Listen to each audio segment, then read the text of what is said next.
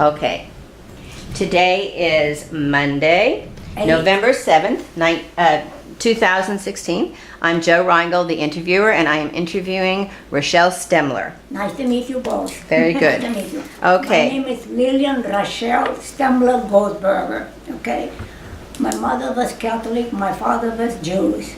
My father's family had a grocery store in Berlin.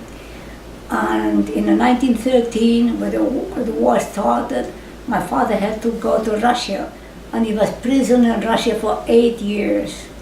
And he was two survivors of typhus in Russia. And he fell in love with the Russian people. They were wonderful to him. And when he came back to Berlin, he couldn't find a job.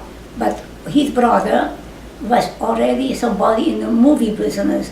So he helped his brother helped him to do something. So he became a film operator, okay?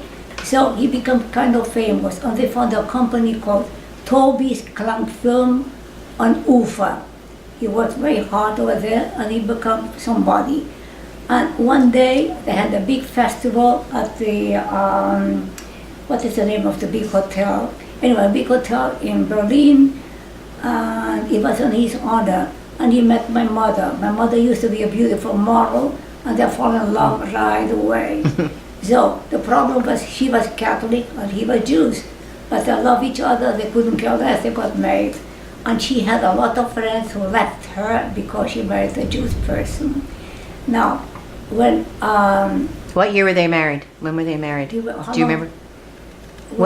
What year were they married in? They were married in Berlin. In Berlin. Yeah. But they were married in civil. Civil court. Civil, yeah. And anyway, when Hitler came, he still was doing some movies. His good friend was Lillian Harvey. I don't know if you're familiar with Lillian Harvey. Lillian Harvey was a famous movie star.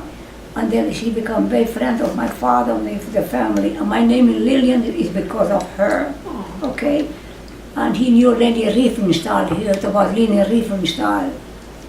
She was a Nazi, but she was a bit wishy-washy, put it this way. You know what? He met a lot of famous movie stars. Anyway, when the war in Germany started with Hitler, the whole garbage, he had a chance to go to France, Spain, and Portugal. He went to France, stayed there for 2 months. My mother stayed behind with my sister and me. And then he went to Barcelona. In Barcelona, he had a lot of friends from Germany who were Jews too, who immigrated, and they gave him a job in Barcelona. He made a lot of films in Barcelona. And when we met in Barcelona, my mother, my sister, me, immigrated to Barcelona too. We had a beautiful house over there. And then suddenly my father had another chance to go to Portugal because he became famous. We went to Lisboa, and we stayed in Lisboa for 5 years. I went to school over there too. He did a lot of movies over there. And while in Portugal, the president from Portugal, I think his name is Salazar, Carmona, wanted to make a movie about the colonies from Portugal. So he told my father to come with the whole crew with them, and they stayed in Angola, Mozambique, and Cabo Verde, all African colonies from Portugal, for 9 months. And he did a beautiful movie, and the president gave him a prize. I show you the medal, okay? With a big party. And then suddenly, my mother liked Spain so much, and my father said, you know, let's give it a chance again to go to Spain. And in Spain, there was a war, you know, and when the war ended, 1940, we all immigrated to Spain, first to Madrid and then to Barcelona. But my mother liked Barcelona so much, we stayed in Barcelona. And my father did a lot of movies. And he was very involved in the Jewish circles, because there's a lot. Franco was a bad man, but was not a bad man at all. Franco was Jewish, by the way. You don't know it. Franco was Jewish. I didn't know that. Descendant. Oh, yes. Wow. Okay. I'll tell you something. And Franco had something going on for the Jewish people. All the Jewish people who immigrated in the time of the Inquisition, he called them all to come back to Spain to be citizens. Okay, so people from Peru, from Chile, Ecuador, or Argentina, they all come back. The families come back to Spain, and they were citizens, and everything was forgiven. Okay, so we had a wonderful life in Spain. Wonderful. I was a princess. My mother was wonderful. My father very successful. And the thing is, I'll tell you about something very interesting. We were having dinner at home, and suddenly the telephone rang, and our maid went to the telephone, and she couldn't understand what these people were talking on the telephone. He was the manager from Hotel Palace in Barcelona, but the manager couldn't talk too much English, because this couple who wanted to talk with my father, I don't know why, couldn't communicate. But anyway, these people talk a little bit of Jewish. My father talked a little bit Jewish, mother talked a little bit German, my father was German. To understand, these couple come from the United States to visit Spain, but they wanted to find a synagogue. And nobody could find a synagogue, because at that time there was not a synagogue, it was a private home. Oh, Okay, right. so they looked in the how you call it, telephone book, and the Jewish names, and they found Goldberger. My father was the only Goldberger, so they called the Goldberger. They told the manager from the hotel to call the Goldbergers.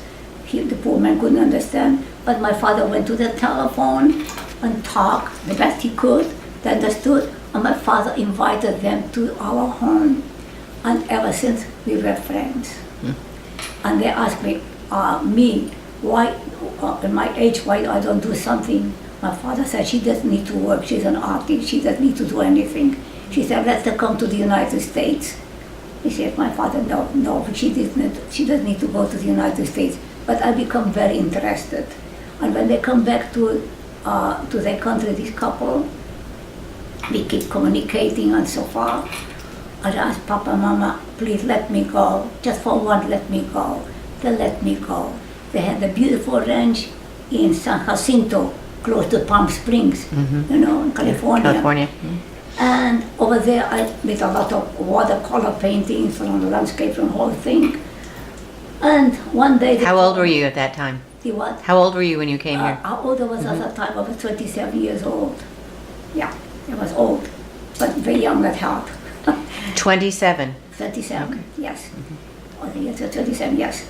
And then one day they told me, I spoke very broken English, and they go, you like to speak Spanish so much, why don't you take a car and go to Indio? Are you familiar with Indio? Which is close to Palm Springs. Okay. Indio is a date. They have a lot of dates, and they have date festivals. And I went to Indio, and I couldn't park the car because it was a Saturday. It was a fair, a date fair, and whatever kind of fair, vegetables or fruits or whatever. And I took a little town, and finally I found a beautiful boutique. And I parked in front of the boutique. I looked in the windows. I saw three of the most beautiful dresses. I got to go in and go to buy those dresses. So the girl who was helping me, she said, where are you from, Spain? And I said, I'm not Spanish, I'm German. She said, no, you're Spanish. I said, no, I'm German. And she said, you know what, our manager is German. Do you want to meet him? I couldn't care less about your manager. But when I was paying the dresses, he was there on the counter because she went over there telling him, a girl from Germany is there, and you want to meet German girls. He was very handsome. And then he invited me for a cup of coffee, but I didn't want to because I didn't know who it was. He said, we are both German, my God, we are young, have a cup of coffee with me. Okay, I had a cup of coffee with him, and we had a wonderful conversation. Then he said, let's have dinner. They said, no, I cannot do that. I cannot do that, because these people wouldn't allow me to go out with you in the evening. He said, I can introduce myself to these people. He was He was a little pushy. very pretty. Anyway, He was determined. he went over there, and the people liked him a lot. And he was from a supposedly good family. I'm going to tell you later. What was the name of the family, the couple that you were staying with? The friends of yours? Trins, Edward Trins, that's Jews. Trends. Trinz, Trins. Okay. Howard Trins, and He divorced his wife later. She was Jewish too. Twins. Okay. Anyway, they had a nice ranch, and he was the how you call that, a mayor of this little San Jacinto. He was the mayor. Anyway, the thing, I went out with Harry. We went to a place called Chichi. Chichi was a very famous nightclub, dinner, dance, and show. And we had a wonderful time, dancing like crazy. And Nat King Cole, who was starting, was on the piano. He went to Nat King Cole and asked Nat King Cole to play a song for me. And he played for me Spanish Eyes. Oh, Now you tell me. It was marvelous. that's it. I can't tell you. One over. Yeah. And then he took me home. He said, I want to get married with you. And I said, no chance. I'm never going to get married. I never want to have children. I'm very happy. I'm an artist. I want to go back to Spain.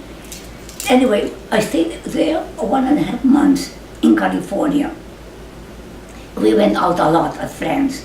And one day he was late for our date. They said, oh, he forgot about me. And then suddenly he come with a nice lady. And I said, who's that lady? She said, I picked up my mother from Los Angeles, and my mother said to me, please get married with him. He's crazy about you. Please do me a favor. I tell you, crazy. Anyway, and the mother and I, we fall in love. She said, well, if you don't want to get married, don't get married, but come over with me to Los Angeles. I'm going to show you Los Angeles. And I introduced her to this couple where I was with. And they said, okay, go with this lady, you know. I went to Los Angeles, had a wonderful time with her. And then she brought me back to Palm Springs, or San Jacinto, whatever. And then I had to go back to Spain. And would you believe it? I went back to Spain and I forgot about him and his mother. But sometimes I just host him for Christmas, for holidays and stuff like that. Anyway, forget about the whole thing. Then 13 years later, I was in North Spain. I was in Gijón, which is it's a Basque country. Yeah. Okay, on vacation. And it was, I think I remember, it was at 6 o'clock or 7 o'clock in the morning. The manager from the hotel spoke very broke English. He said, they called me Miss Lillian, there's a gentleman on the telephone, she wants to talk to you. I go, who wants to talk to me so early in the morning? I went to the telephone, she kept, I'm Harry Stemmler. I'm thinking about you, are you still single? And I said, my God, 13 years. 13. They said, what happened? He said, I called your father in Barcelona. My father knew exactly who I was, and he gave me your telephone number. That's why he called me. They said, what are you doing? I said, nothing. I'm just having a beautiful time here in North Spain. He said, would you come to visit me? They said, no, I don't know. I don't need to come to visit you. Why should I? I said, I just wanted to find out how you're doing. My mother, we were talking about you. And I just got the idea, maybe you want to come to a visit. And then they go, well, we're going to think about. And then we were telephoning all the time, okay? And one day he said, are you sure you don't want to come? I said, no. But every year I used to go to Ibiza. I bet you know where Ibiza is. It's an island in Spain. Right. I used to go to vacation there every year. And then I went to the travel bureau, and instead of buying a ticket to Ibiza, I bought a ticket to the United States, to San Francisco. And from the travel bureau, I called him. He said, you listen, you better pick me up in San Francisco. You better pick me up because then I'll come. He said, are you sure? And I said, yes, completely sure. Anyway, I went at that time, you had to go from Barcelona to California through New York. So I went to New York, I took my passport, I took my luggage, but these people were very slow. And then I lost my airplane. And I called the manager from the airport, and he spoke Spanish, he was from Mexico, thank God. He said, it's your fault because I lost my plane. I don't plan to pay another money for another flight. And besides, I don't have too much money with me anyway. Don't you worry, it's our fault. In 2 hours, you're going to have another flight, and then you're going to go to San Francisco. I waited 2 hours on the airport, and I told him, to call Mr. Harry Stemmler, who was waiting for me, tell him I have a delay or because of their fault. He was very polite and very nice, so I waited at the airport. Now, I used to change my hair all the time, sometimes red, sometimes blonde, something whatever. At that time my hair was very clean, I put a wig on, a blonde wig. And I figured out he's not going to recognize me. But you know, at that time we didn't have the ramps we have now at the airport. There was a big window and the airplanes had a ladder to go down, then you have another ladder to go upstairs to the terminal. Anyway, I looked through the airplane, got, where is Harry? Maybe I couldn't recognize him after 13 years. But anyway, I come inside at the airport, he recognized me right away, and like nothing happened. And he took me to the airport Marina Hotel, which is a very nice hotel. And I remember he had red roses, a bottle of champagne, and a beautiful cake. And we were celebrating to see each other again. And he said, I have to leave you now. And I said, why? Don't you like me? He said, no, I have a business in Fresno. I have a meeting over there, very important, but I want to pick you up tomorrow morning. Are you sure? Positive that you order anything what you want, but I'm going to pick you up. And then you wouldn't believe it. He gave me the most beautiful kiss. And I said to myself, I'm going to get married with him. You decided. I decided. Okay. It was so nice. He's just lucky you were still single. I mean, I fell in love with him. I don't know. Stupid. no. One of those things, you know. And then the next morning he picked me up, and you know, he took me to his mother. And you know what the mother said? She It's about was time. old. She said, thank God I can leave him, I can die in peace now. Anyway, the thing is, just one moment. Okay, please. okay. Oh my God, I don't want to go to, let him. Okay. I think it's more interesting this year. Yeah, okay, It's a we'll let it wonderful go. thing that Okay. comes later. The thing is, I stayed there 1 month. I had a wonderful time. And then we decided to get married. But I had second thoughts because I love Spain. And I loved my life. And I really never wanted to get married. But he was so nice and so polite. And at that time I was very religious because I was raised in a Catholic school. And he was half Jewish. He was not religious at all.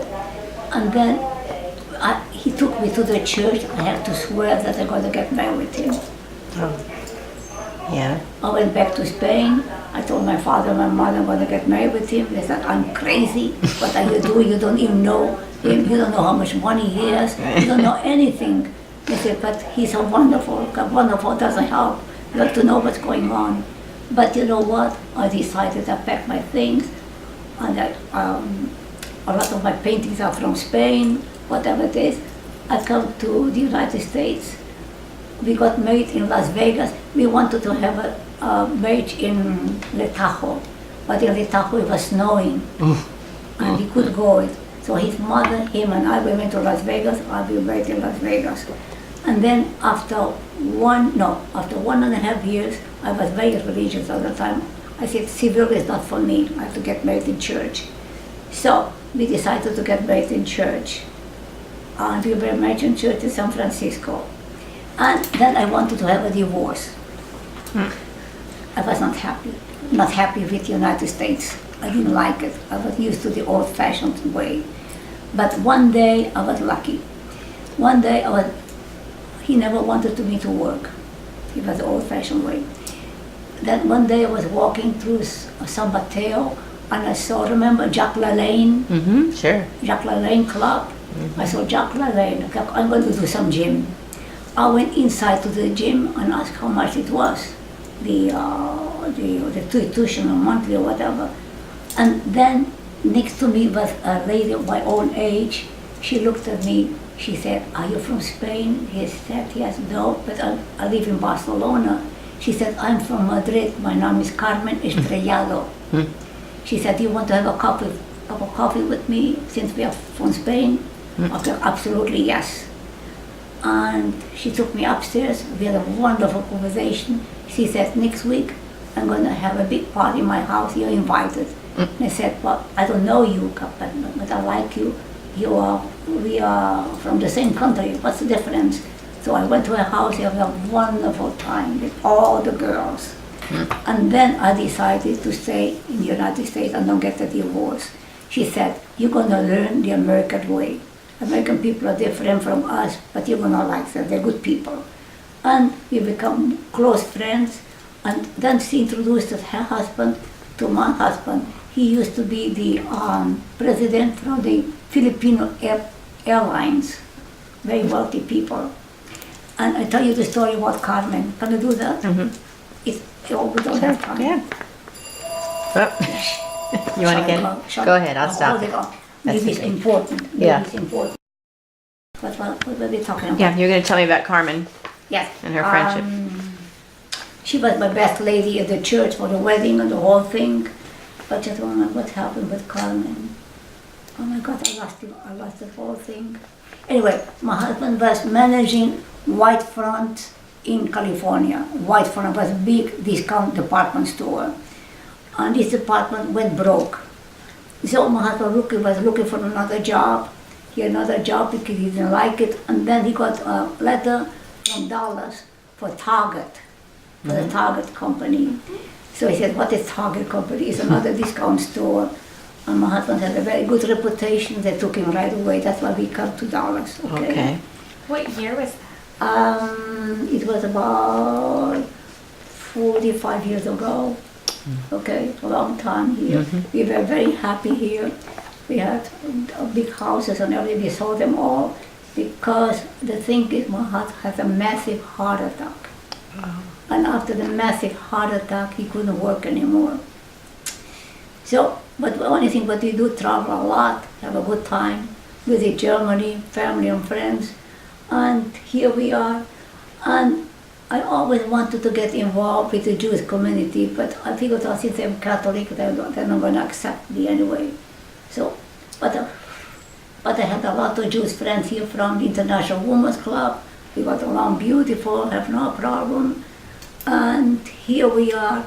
But I wanted to tell something more important. My father and mother come here over 5 times. They loved it a lot, but I like better California. It was different, Right. different lifestyle. But I like this place over here. And they were very happy. And the last time I saw my mother, 1 year later, she passed away, and my father survived 11 years long. And I'm going to tell you a story about my mother. You wouldn't believe it. My mother had, how you call that in English? Goiter? An auto.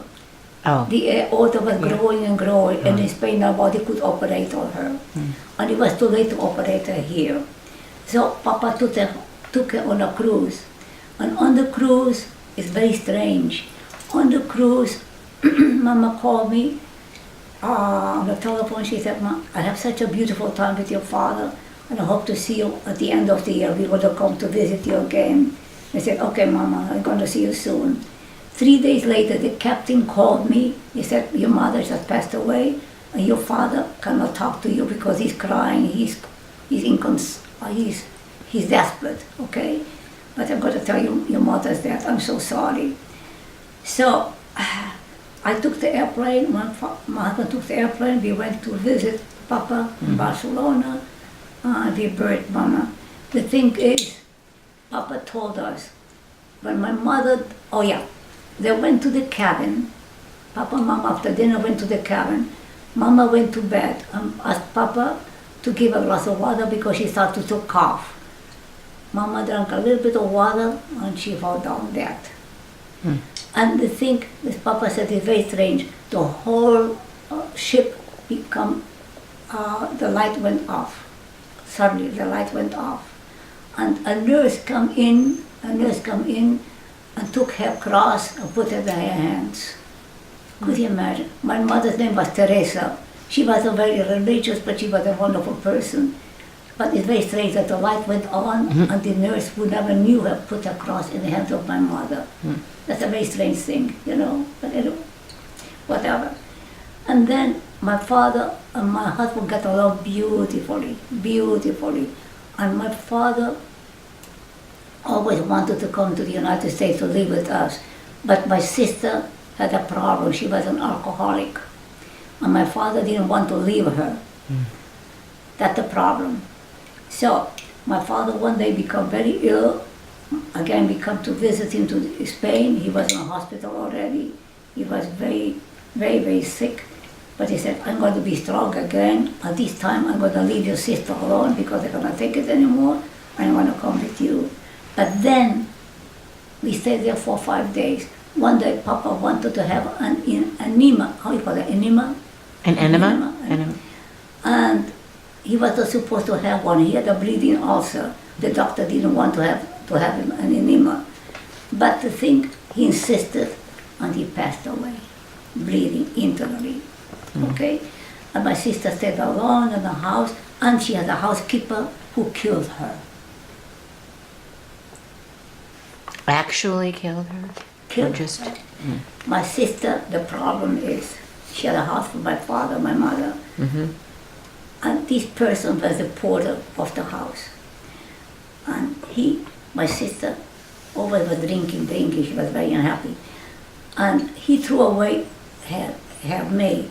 So him and his wife took over the house, and then she signed a paper leaving him everything without knowing what she was doing.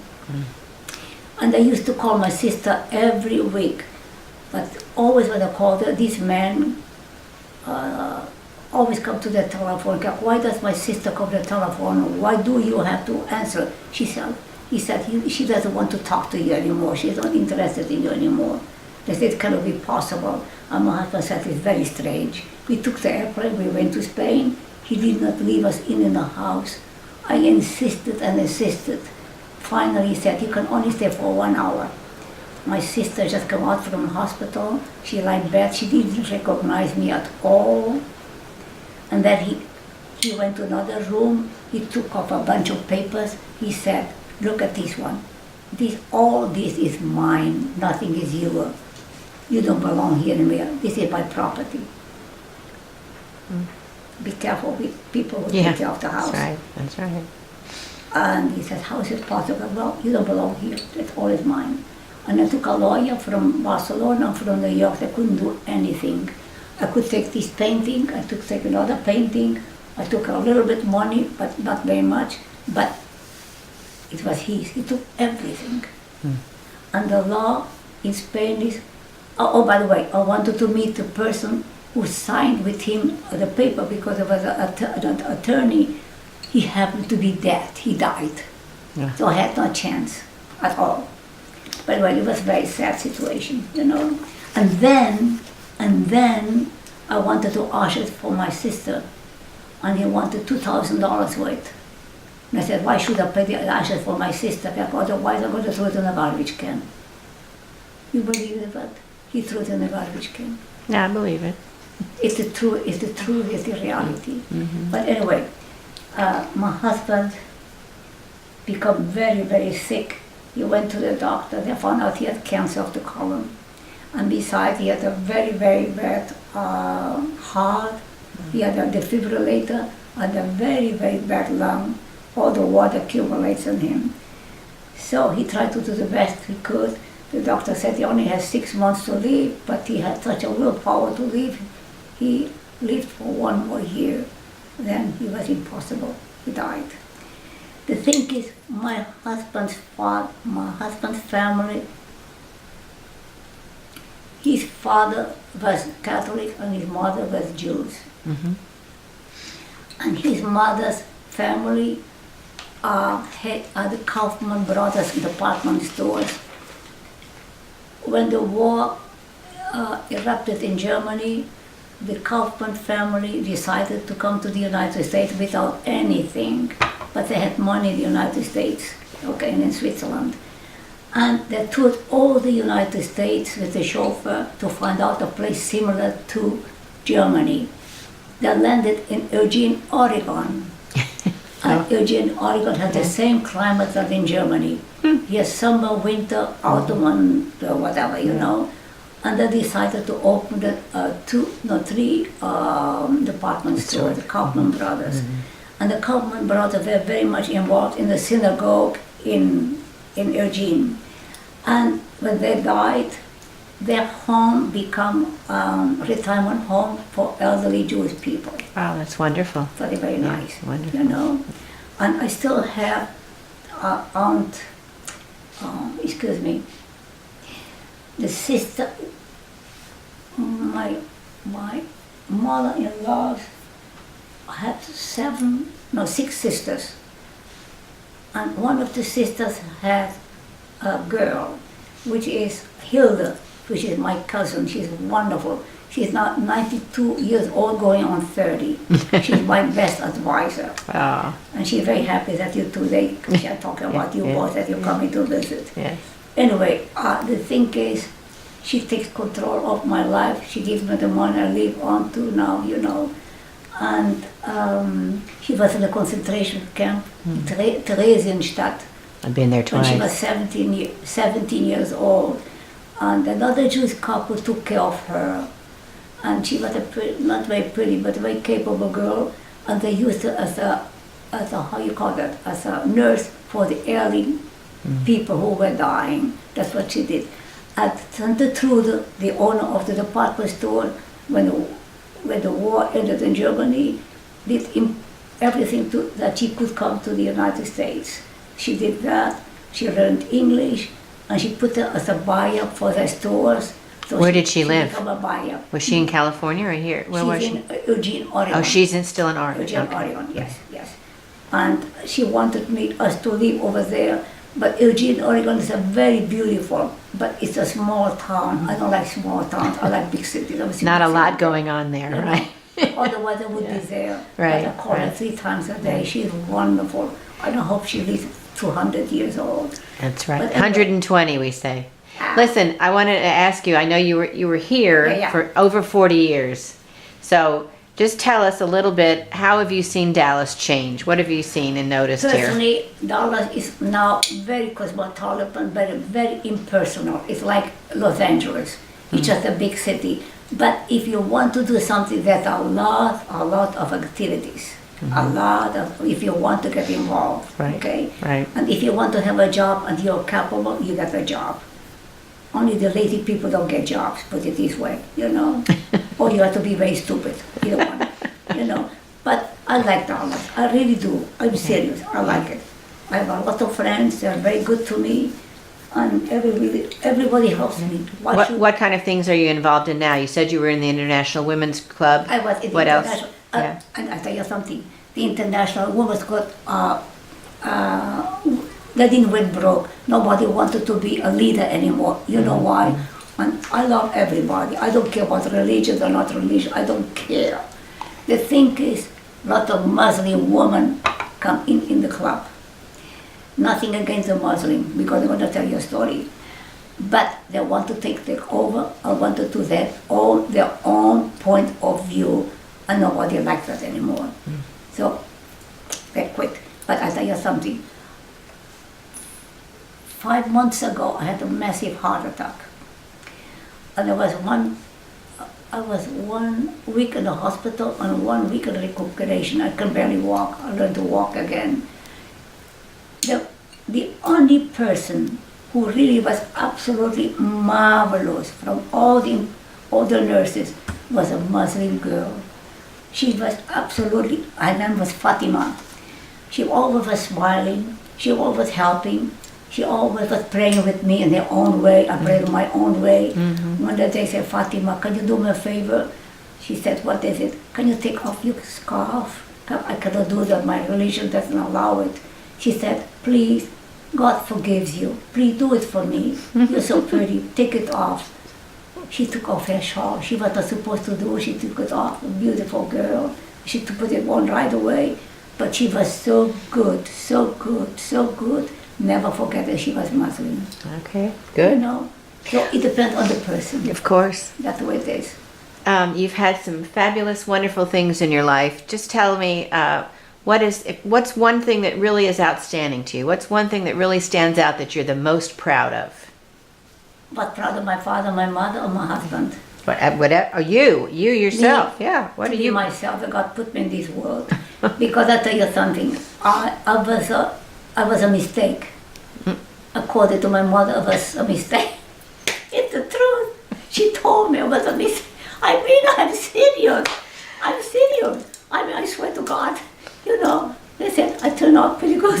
Yeah, that's I turned right. out pretty good. I think she would be very, very proud of you. And you know what? See, the beautiful thing, I think God helped me all the time.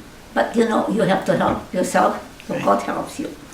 But the thing, I always try to give an example. Always, no matter how bad the person is, always try to be an example. Always, no matter what. And if people want to accept it, fine. If they don't accept it, maybe before they die, they remember me what I told them. You know, Yeah. a good example is so important. You know? Absolutely. That's what I'm so proud about. Very good. On that note, thank you so Yeah. much for sharing this with us. And Alexis is going to go take pictures and photos of all of your beautiful artwork and see what we can do. Okay? Well, if you want to, Yeah. you know, I just got the idea. Since my father was Jewish and he was, No, I think it's wonderful. you know, I Yeah. want to have a legacy for him. Of course. He deserved it. He really deserved it. Battery pack. And I figured, I'm going to tell you something. Yeah. Between, don't tell anything because things may change.